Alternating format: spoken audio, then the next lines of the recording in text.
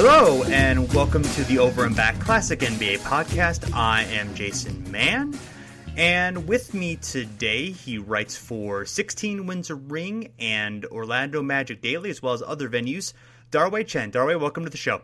Hey, Jason. All right, thanks for having me on. So you recently wrote a piece for 16 Wins a Ring called Defense Wins Championships, but it won't win the MVP. And it was a really interesting look at past NBA MVPs and what they contributed according to offensive and defensive win shares.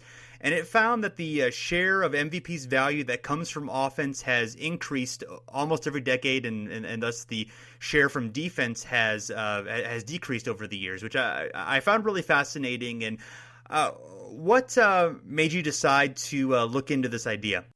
Well, so I've always been interested in what do people value in basketball players, right? And whether they value the right things or not. And so I've always thought, defense tends to be sort of the kind of thing that goes a little bit more unnoticed, right? And offense is a little more glitzy. And so I wanted to see just whether MVP voters, who are supposedly, the most expert people, right, in basketball, the guys who vote for MVP should, out of any of us, know what they're talking about and see whether they kind of get attracted by the glitziness of offense and maybe don't pay as much attention to defense, kind of like the rest of us do. And it turns out that that's the case is a little more nuanced than that. It's maybe a little bit of that, but it's not all that, right? There's a lot of nuance to be to kind of be parsed out in there. So I'm sure we'll get into it a little bit about that. But in general, that is kind of why I decided to look into it.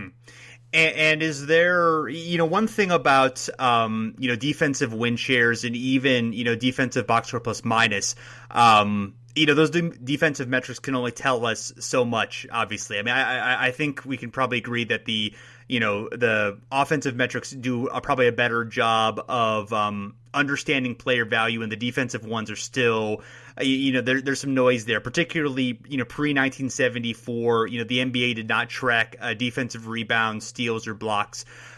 So how did you decide to, use defensive win shares as something that you tracked, and was it just lack of an alternative, or is there something about that metric that you just like?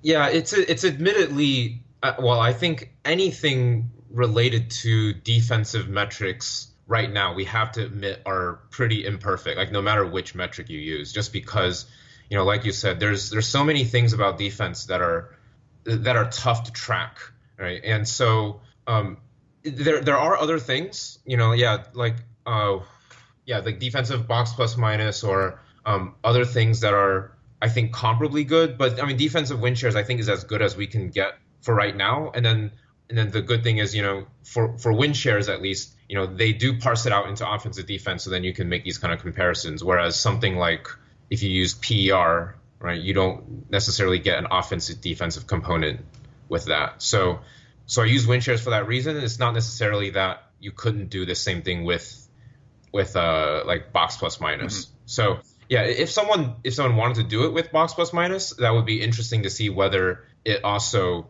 kind of correlates with what I found, because every metric sort of has its strengths and weaknesses. So yeah, if someone wanted to do that, I'd be interested to see what they find. When you looked back at at the various MVPs, were there any that surprised you about who mostly excelled at defense, and those who maybe did worse than you expected on that end? Well, so I'm pretty young, right? I'm only 27, so a lot of the stuff that I hear about old players, of course, I didn't watch them when they played, right? So I kind of have to hear stuff from other people. And of course, the older guys, you kind of hear more as legends, right? You never really hear about their failings, right? You hear just more about how good they were at things. And so, for example, like I found that Bob Cousy was a guy who, in his 1957 MVP year, 4 offensive win shares, 4.7 defensive win shares, right? So nominally a defensive-oriented player, not by much, but you could make that case. And of course, with Kuzi, what I always remembered was, he's like that guy who can really pass, right? And he could also score. But apparently, according to win shares, he's at least an adequate defender, if not a pretty decent defender. And there were other guys, like for example, like Wilt Chamberlain, in 1960, 9 win shares, but 9 offensive win shares, but 8 defensive win shares. And that's actually a pretty balanced profile. You usually remember Wilt Chamberlain for just being able to dominate everyone around the rim, right? So it's, I don't know, with some of the older guys, definitely I was sometimes a little bit surprised. With the newer guys, I mean, not all that surprised. It's mostly, as if you read the article, you'll know that it's mostly offensive oriented guys now, right? So Steph, Durant, LeBron, Derrick Rose, Kobe, Dirk, Steve Nash. Those are all guys who excelled on the offensive end, and some of them were pretty good defensively. But that's definitely, like, even the metrics would show that they produced way more on the offensive end. Mm-hmm.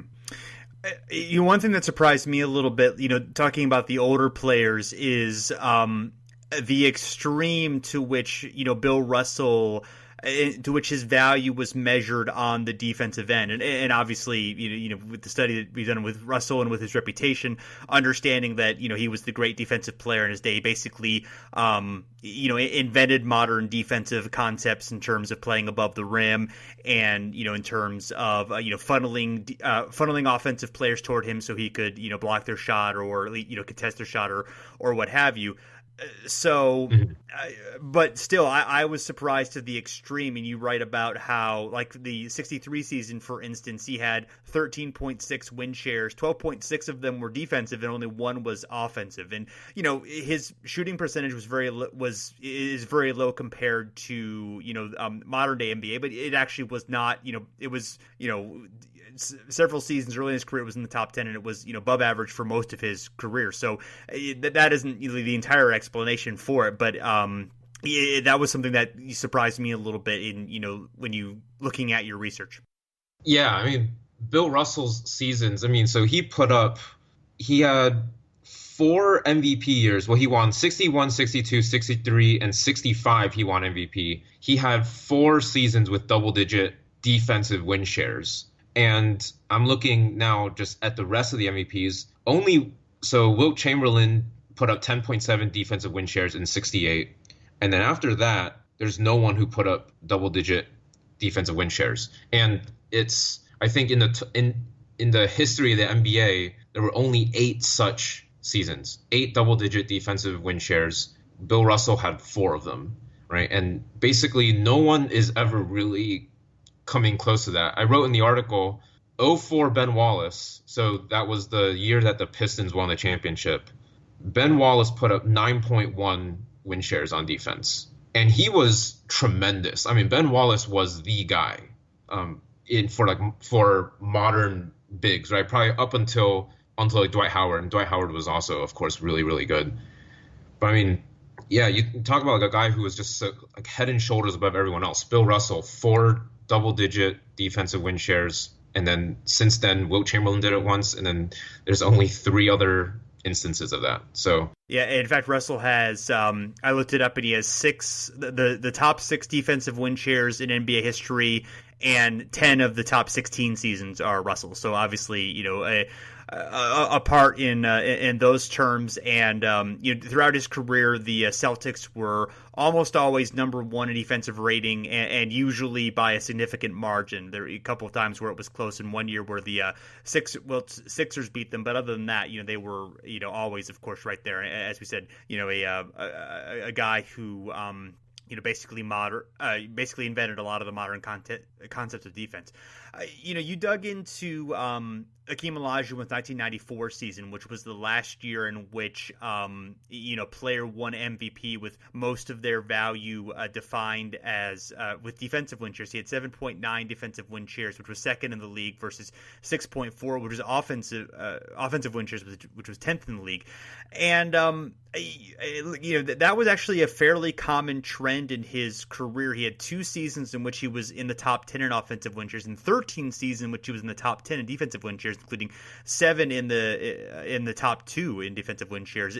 So obviously I'm aware that Olajuwon was an excellent defender, but the amount in which his value came from defense and the relatively low in offense throughout a lot of his career surprised me quite a bit, actually. Yeah, for sure. I mean, right, most people think of Hakeem, and the first thing they think of is the Dream Shake, right? And that's obviously an offensive move that he is most well known for. And so, yeah, it definitely was surprising to me that Hakeem contributed more, or at least in '94, he contributed more on defense than offense. But then again, I mean, he was a beast with blocking shots. He really was. So, it might be maybe if I was a little bit older. I'm 27, so I was born in '90. So in '94, I was probably watching basketball, but I didn't really know how to watch it in a very sophisticated way. So I bet maybe if I was older, maybe I could appreciate it. But yeah, so because I wasn't, it was a little bit surprising to me that he was so dominant on defense. Yeah, and in that year, offensively, 27.3 points per game. He had 11.9 rebounds per game, 3.6 assists per game. I mean, obviously, he was incredibly productive on offense, but I would have thought of him as relatively equal. And he was a good offensive player by all measurements that year. But just the way that he was pretty dominant in the league, and the Rockets were second in the league in defensive rating that year, and almost always had been in the top 4 since '87. I think one year they dropped to like 10th, and then actually, honestly, after this is when the team began to drop off in the '95 season. When they repeated, they were below 10th, and they were kind of around 15th after that, as Olajuwon and the rest of the team got older. But that one was a bit of a surprise to me. I add one thing, so people might not know this. Hakeem Olajuwon is the NBA's all-time leader in blocks. Mm-hmm. He with 3,830 in his career, which is way above Dikembe Mutombo, who's second with 3,289. So he clears Mutombo by more than 500 blocks, which that's, I don't know, like, for whatever reason, I never really heard about that stat very much. It was like only until I just I had to go out and look it up, and I just found out, whoa, he's the all-time leader in blocks. Somehow people don't really bring that up very much. Yeah, I guess it's just something that's taken for granted because of just all the other skills that he had. But yeah, obviously he was an incredible player. Who are some of the other MVPs that that were more that had the greater defensive win share total that stood out to you? Let's see. I mean, so like looking back at the data, so Wes Unseld, 1969, 3.8 win shares on offense, 7 on defense. That was a little bit surprising to me. Willis Reed the next year in 1970, slightly more on defense also. Dave Cowens was 2.1 on offense, 9.9 on defense. That's pretty lopsided. And it's hard to imagine that a guy like that would win an MVP in today's NBA. That's almost like, if you think about, that's maybe kind of like if Tony Allen won. If like Tony Allen was maybe even a little bit better on defense, that he could win MVP or something. It feels almost like that. That's a little weird. And then Bill Walton, 1978. 3.6 on offense, 4.8 on defense. And Bill Walton is a guy that, at least to me, I thought of him as, the big that could pass, and you could, run the offense through him in the, low post or mid post maybe. He could hit cutters and just generally distribute and do all of those things. But it turns out that at least in his MVP season, he was a defensive oriented guy, at least according to the stats. So it's a little bit surprising. Yeah, I mean, Walton definitely was, a guy who was, smart instinctually in terms of knowing where to be on defense. I mean, I think the Russell comparisons are pretty good for Walton. He was also, a great passer, as you mentioned. Great at setting up the offense, great at creating outlet passes for fast breaks and all that. But yeah, defensively, he was pretty high in block shot totals and things like that as well. So it was there, somewhat in the numbers, but as especially in the way the team performed. And with all these guys, I mean, their teams were second or first in defensive rating, during the seasons in which they won MVP. Cowens, the Celtics that year won 68 games, so they were, and he was, here Havlicek was definitely, considered the best player in that league, and they were a team that was not necessarily, Cowens and Havlicek are stars, but they didn't necessarily have like the superstar like Kareem, who was carrying the Bucks during those times, or Chamberlain still with the Lakers. That level of guy. He was a little bit a tier below that, but he was certainly a star of his day. 3-time all defensive player and was on all NBA teams and stuff. But yes, the disparity between those two was interesting for Cowens, and that's sort of I always thought that MVP was a little bit strange, just because Kareem seemed like he was so much more productive in terms of total win shares and win shares for 48 and all that stuff. I mean, I understand the context in which Cowens was it was awarded to him, and to a degree trust the people who were watching and who saw it during the time, and trust their judgment on that. But that one's always struck me as a little bit oddball historical MVP decision. Yeah, I mean, Kareem, so Cowens won in 73. Kareem won 71, 72, and 74. And, I mean, Cowens' total win shares he had 12 total win shares in his 73 season. Kareem in 71 was 22.3. In 72 was 25.4. And in 74 was 18.5. So Cowens winning with 12 just seems a little bit, it seems a little bit off. But yeah, again, I mean, there are reasons. Yeah, there are always reasons. Let's see. So let's look at a few of the the multi-time MVPs. I think that might be interesting. We'll start with Kareem, since we already were discussing him. And in these seasons in which he's winning MVP, I mean, so much of his value is coming from the offensive win shares, but his defensive win share totals are really strong as well. During most of those seasons, he's either first or second in defensive win shares. Those Bucks defenses are either first or second in the league in defensive rating. The Lakers defenses were not particularly good. 76, they didn't even make the playoffs that year. They were 13th out of 18 teams, and in 77 and 80, they were 10th and 9th in the league out of 22 teams. So team defensively, they were not strong, but he had good, very strong totals in defensive win shares, and also in defensive box score plus minus, which we have after 74. He's fourth and third in the league in 74 and 76, and in the top 10 the other year. So he's still, even though the large total that he is providing, it's more on offense than it is on defense. I mean, he still is providing a lot of defensive value according to these numbers. Yeah, which is, again, for someone like me, which is a little bit surprising, because you do think of Kareem as, at least his signature is a skyhook, right? And you kind of think, well, if your signature is a skyhook, then you're probably an offensive guy, which is, I mean, it's definitely true. Like, just according to the win shares, he provides much more of his value from offense. But like you said, his defensive numbers are pretty strong. I mean, like in 74, he put up 7.9 win shares on defense, right? Which, right, as I'm looking through the stats, like, so let's take some modern guys so the context is a little clearer, right? So LeBron in 2009, when he was at his apex, right, 6.5 win shares on defense, right? And LeBron is a really, really good defender, at least when he doesn't have to carry a team completely on his back, which he even when he was on the Cavs and he had to do that, he was still pretty good on defense. But 6.5 for LeBron. Kareem was 7.9.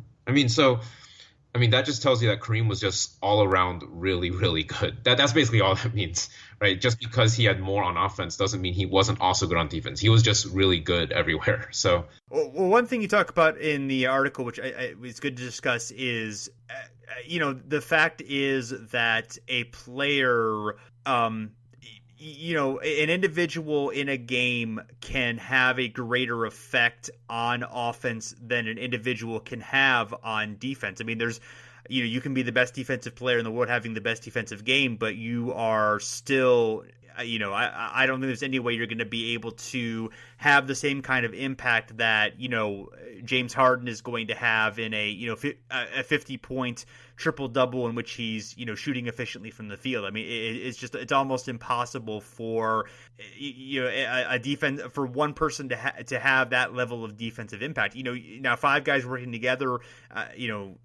defensively, maybe another matter, but in terms of one person, I just think that on the offensive side, as you put it, the ceiling for offensive impact is higher than it is for defense. Yeah, I definitely think that's the case. I mean, for the modern game, that's for sure the case. Like, I'm pretty much convinced of that, right? Like you said, an offensive guy can carry a team in a way that it's just not really possible for a defensive guy to, right? Like, a defensive guy can't really set up teammates per se, right? Or like make a teammate better on defense, at least not like very directly, right? But an offensive maestro like James Harden can increase the value of his teammates in a way that's not as possible for a defensive guy. Now, in terms of like what happened, in the 50s and 60s, my guess is that something, maybe I just thought of this, maybe the advent of the 3-point line might have shifted the kind of the values of offense and defense, right? So if you were an offensive player, having the 3-point line is obviously a huge net benefit, right? And so like in my article, I wrote that the value of, the guys in the 50s and 60s, there were more MVPs that were defensive oriented guys back then. And then now it's shifted so that basically there are no defensive oriented MVPs anymore, right? And so back then it was probably easier to have an impact on defense because you didn't have to deal with a 3-point line. That might be a reason. But then also, of course, it was probably more physical back then, and defenders could take advantage of, being able to bump people a lot more, hand checking.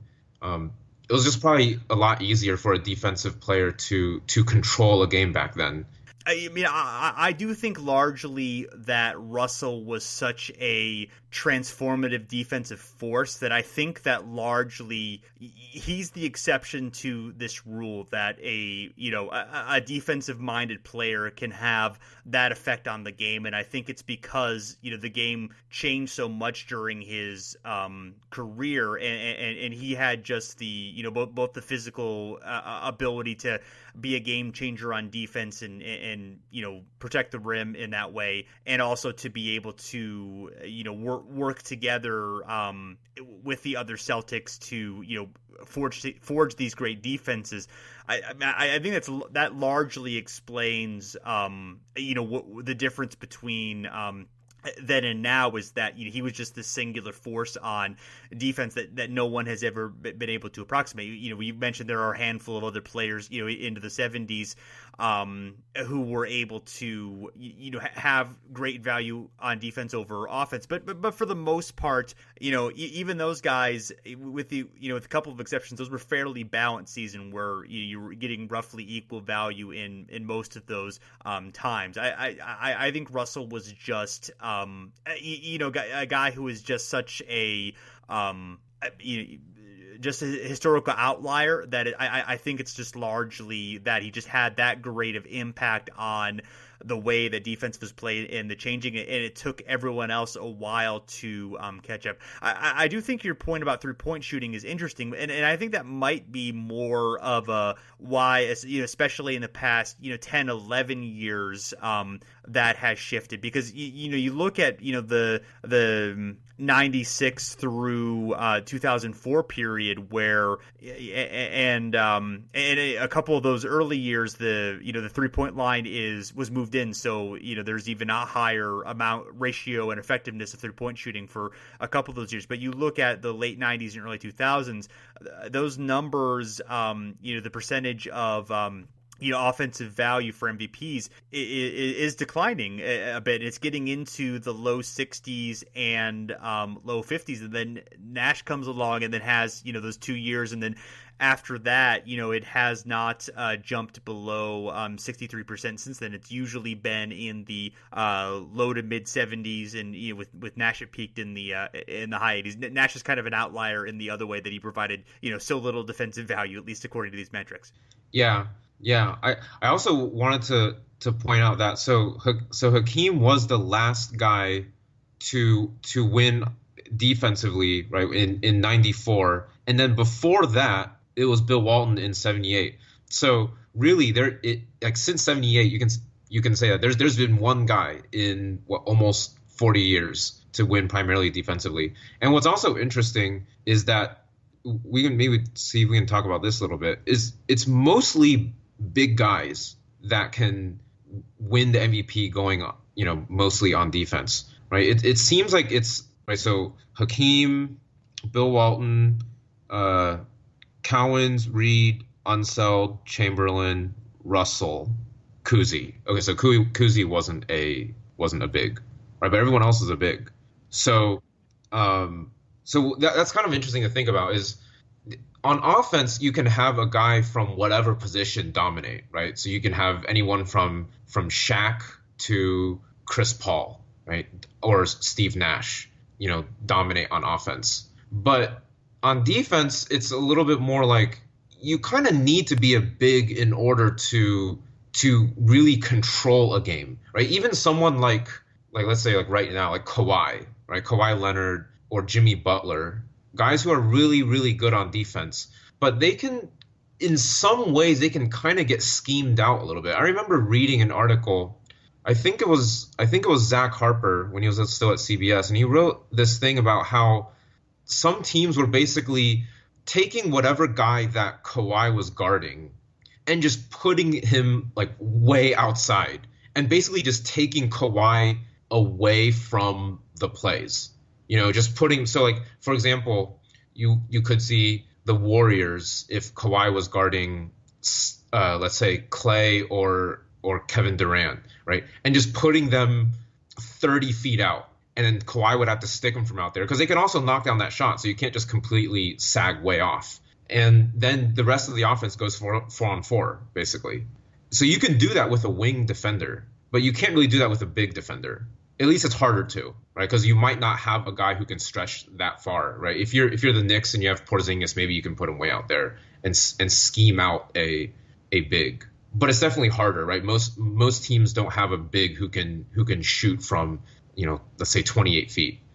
I think there's something definitely to that, and I think it's because throughout most of NBA history, you're either running your offense primarily through your bigs, or most of the scorers are very dependent on their ability to get to the rim and their ability to get a fairly close shot. And obviously the big man inside is going to be the primary deterrent for that. So even the best perimeter defenders are unlikely to be able to have the kind of impact that a big interior defender is, and they're unlikely to be able to guard someone like Shaq or somebody that you can throw the post into. I mean, even some of the greater smaller defenders are not going to be able to do that very well. It's just going to be very difficult.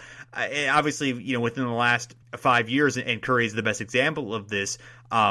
With guys who are more reliant on the 3-point shot and more effective out there, you create greater value without having to get to the rim as much. I mean, obviously those guys still rely on getting to the rim and rely on drawing fouls and that kind of thing. Harden in particular as a modern example, but I think that's allowed kind of the geometry of the court to change and obviously change the some of the ways that value can be created in the game.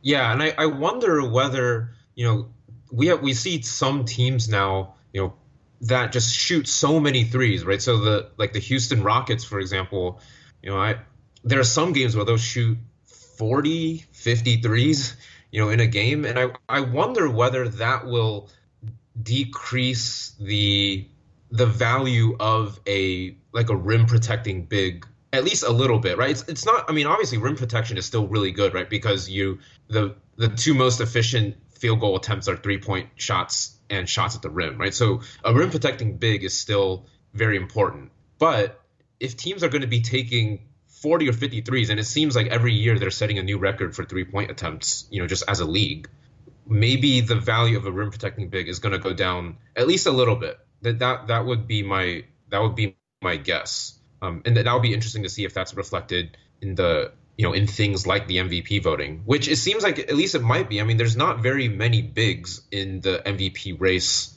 right now, right? I mean, it's mostly wings and guards. So, I mean, it looks like we have a new generation of really interesting, multi-dimensional, multi-talented bigs. I mean, obviously, Anthony Davis and Karl Anthony Towns, guys like that, who I think could because of their ability to shoot from the outside and because of their speed and length and maybe their ability to be able to both protect the rim and be able to guard guys in the perimeter once they're developed a little bit more under part of stronger defensive schemes, nowhere to be, that that kind of stuff. I could see some of those guys being part of a generation where they can just do so many things and create so much value with their with a wider range of skills than bigs may have had to have in the past. But I think we're just a few years away from those guys being able to reach that level. Yeah, it's going to be really exciting when all of these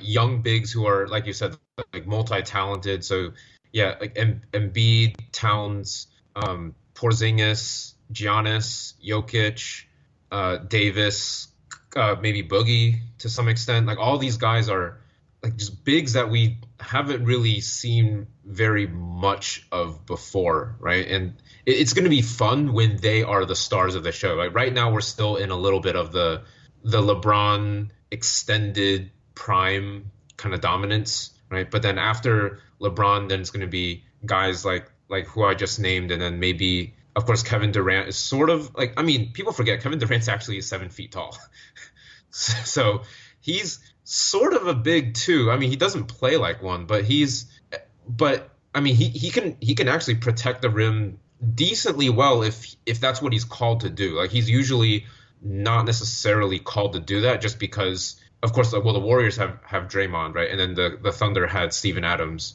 And so he could just chase the best perimeter guy and be just dog them the whole game. But I mean, it's going to be fun. Yeah. When all these new bigs start dominating the league, I'm really looking forward to that.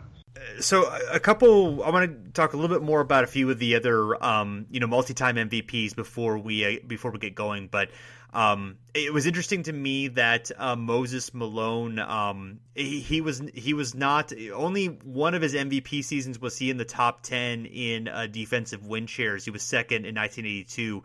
And 79 and 82 Rockets MVP years that he won MVP, the Rockets were actually 21st in defensive rating in 79 and 16th out of 23 teams in 82. So I found that interesting given, I don't know if Moses necessarily had the reputation of being, a awesome defender. I mean, he was 2-time all defensive team. And he obviously he was one of the great rebounders of all time, but he was more famous for his offensive rebounding than for his defensive rebounding. I mean, he was good at both, but he was a transcendent offensive rebounder. So that much, he's kind of an interesting, a little bit of a enigma in that way. He's this, he's one of the great bigs of all time, but he did not really create defensive value, at least in the ways that we traditionally measure it.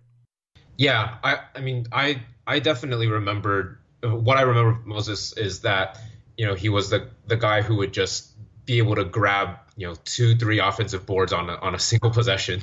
So yeah, we used to, like when I used to play pickup, we would always, if a guy like missed a shot and then repeatedly kept trying to put it back and kept missing and then put it back, and then we would always say like he was just trying to pull a Moses, just trying to pad his stats on rebounding or something. But yeah, so I never, yeah. Although I'm looking at the stats now. I mean, so in '83 he put up 6 defensive win shares, which is decent. I mean, yeah. six is actually not bad, right? I'm going to look at the modern guys for a comparison. Right, so LeBron in 2009 was 6.5. LeBron in 2010 was 5.2. I mean, so he's like between those. I Right. mean, it's not bad. That was the one year that seemed to be an exception where he was really good in Yeah. that metric. Other years, not as much. And then he was also never in his career in the top 10 in defensive box score plus minus, which is just a little bit of a surprise. Yeah. To me. Bird graded out better than I expected. In his MVP seasons, he was either first or second in defensive win shares, and then he was between 5 and 10th in defensive box score plus minus. And the Celtics were they were first in 86 in defensive rating, and then in the top 5 in the other seasons. Magic, he belied his general lack of defensive reputation. He was in his MVP seasons, he was not in the top 10 in defensive win shares, and the Lakers were around 7th or 8th in defensive rating in the league during those seasons. But that's they were never particularly stout defensive team. They were good enough because they were such a high powered offense, but they were usually between 5 and 8 somewhere, even in their during their championship seasons. But I think in those cases, it basically, Bird was a little better than I expected, but it basically agreed with what I would have thought. One that I did find interesting was Jordan. And this is one where defensive win shares and defensive box plus minus kind of had a split because, Jordan graded really well in defensive win shares. He was, in the top 6 in every season. He won MVP in defensive win shares, but was not in the top 10 in defensive box score plus minus. The Bulls generally were a top 6 or 7 defense during those years. They were first in '96, of course, the year they won 72 games. But I like we talked about, for the most part, for when the research that I did, which was not quite as exhaustive as yours, the defensive win shares and defensive box score plus minus, they were generally, pretty close to consistent. But the two players that were that I looked at where it was different were Jordan and also LeBron James, who was really stout in defensive win shares in his MVP seasons. He was second or third for the most part, but only one of those years was he in the top 10 in defensive box score plus minus. So I don't know what that says. I maybe it's because they are more, they're more perimeter oriented players. Although Bird was to an extent too.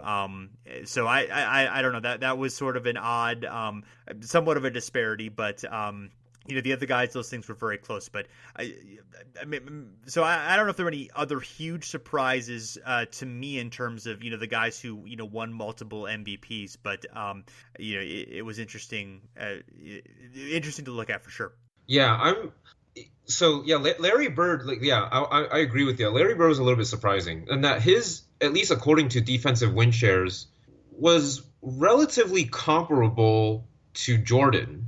Like he was comparable, and so I don't know, because I always, whenever I heard debates about like kind of like the holy trinity, right, of like the 80s and the 90s is Jordan, Bird, Magic. And whenever you heard debates about them, the trump card that people always had that were fighting on the MJ side was that, well, he was way better on defense, right? That was kind of always the trump card. It's like you might say that Magic and MJ and Larry were all good on offense and maybe equally good. Okay, fine, but MJ was always better on defense. But then according to defensive win shares, it doesn't seem to be, at least Jordan isn't obviously way better than Larry Bird. He is better than Magic, and that's probably, we can say that for sure. But compared to Larry Bird, it's not no contest. It's possible that Larry Bird could at least approximate MJ on the defensive end. So I don't know necessarily whether we can say for sure that one is better than the other, but I'm just saying it is at least a contest, I think. Yeah, the numbers are interesting there. I would think that a lot of that is Bird's defensive rebounding was pretty strong throughout his career. That might be one thing giving him some value that obviously Jordan wouldn't have had. Just a guess, but yeah, that makes sense to me. I don't know. Is there anything else that stands out to you that's interesting to that you found in your research, or anything else you'd like to talk about? Yeah, I'm just looking through the stats right now. Man, still can't believe Derrick Rose won MVP that year. So I'm from Orlando. I kind of thought Dwight maybe could have could have won that year, or maybe it could have been LeBron. Then when LeBron would have won 5 times in a row, Yeah. that would be that he'd probably be the first guy to do that, right? I don't think anyone's won 5 in a row no before. one's won more than 3 in a row. Yeah. You also kind of forget that Jordan had a few times where, he had an MVP kind of stolen from him, right? Like Charles Barkley in '93, which, I mean, not that Charles isn't good. Obviously, if you can win MVP, you're really good, right? It's not to say that they're not good. It's just that, man, like, so Barkley winning over Jordan in '93 and then Karl Malone winning it in '97 over MJ. Yeah, so sometimes it's just fun, right? Just to go back and kind of forget some of these seasons that guys had. Like Kevin Garnett in '04 was a beast. Oh my God, like 18.4 total win shares. That's like on par with LeBron's 2010 season, and that kind of gets lost in the mix a little bit. Yeah. Because of people maybe emphasizing team win-loss a little bit too much, right? Like anytime a guy is on a team that doesn't advance very far, and they just kind of forget that basketball is a team sport. There can be guys that are really, really good, and they just don't have they're not fortunate to play for a team that really gets to showcase them all that much.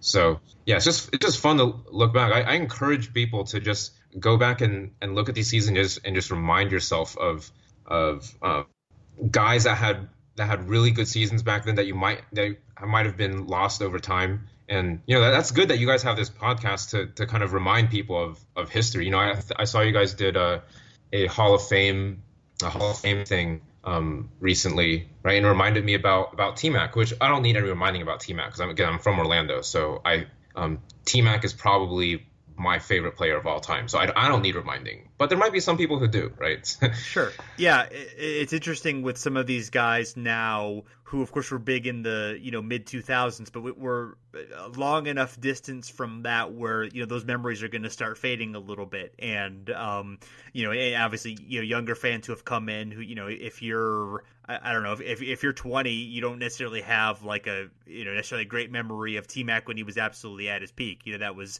12, 13 years ago now. So, it's interesting to, we've focused more on deep history in general, but now that there's this, now pretty soon the early 2000s are going to be deep history. So how to explore that and how to make that interesting for people is going to be something we'll challenge us on the podcast. So I'm sure we'll figure out a good way of handling it.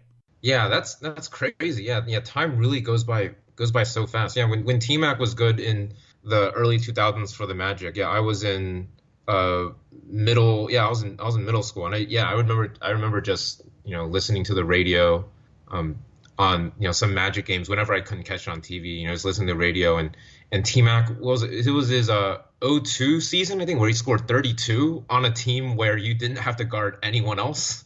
That was pretty insane. But you also kind of forget. Time really does go by fast. I mean, like, people kind of forget that Dwight Howard in the late 2000s, like how dominant he was. I mean, he won three Defensive Player of the Year awards in a row, and it looked like for the foreseeable future that he was just going to win it every single year.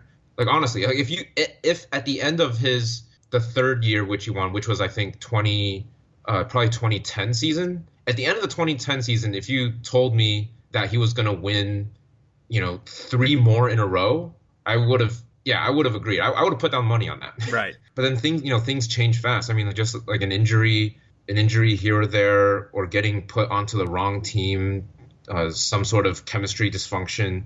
A lot of things can go wrong. So you never take anything for granted. I mean, there's so many stories of teams that probably should have won that didn't. Sometimes because of injuries or chemistry. Sometimes not even that, right? If you want to talk about like the Kings in '02, for example, I will always believe that the Kings in '02 should have won a championship, and they were robbed. So sometimes you never really know what's going to happen. Yeah. So what makes it fun, nevertheless, unless you're a Kings fan, then you're not having that much fun right now, unfortunately. Yeah, that's not fun. Well, Dar-Wei, thank you so much for being on the show. Really appreciate your thoughts, and again, really enjoyed the article. We'll include a link to it in the show notes, so anyone who hasn't had a chance to read it should definitely check it out. Okay. All right, Jason. Thanks for having me on. This is fun. Let's do it again. All right, sounds good. And thanks, everyone, for listening. You can find us at the Step Back at fansided.com. You can also find us on iTunes, Stitcher, wherever you listen to your podcast. Rating and review would be greatly appreciated. It helps people find us, and it gives us some satisfaction for our egos, which is even more important. And also, you can follow us on Twitter and Facebook at Over and Back NBA. So thanks again for listening, and we're back again soon.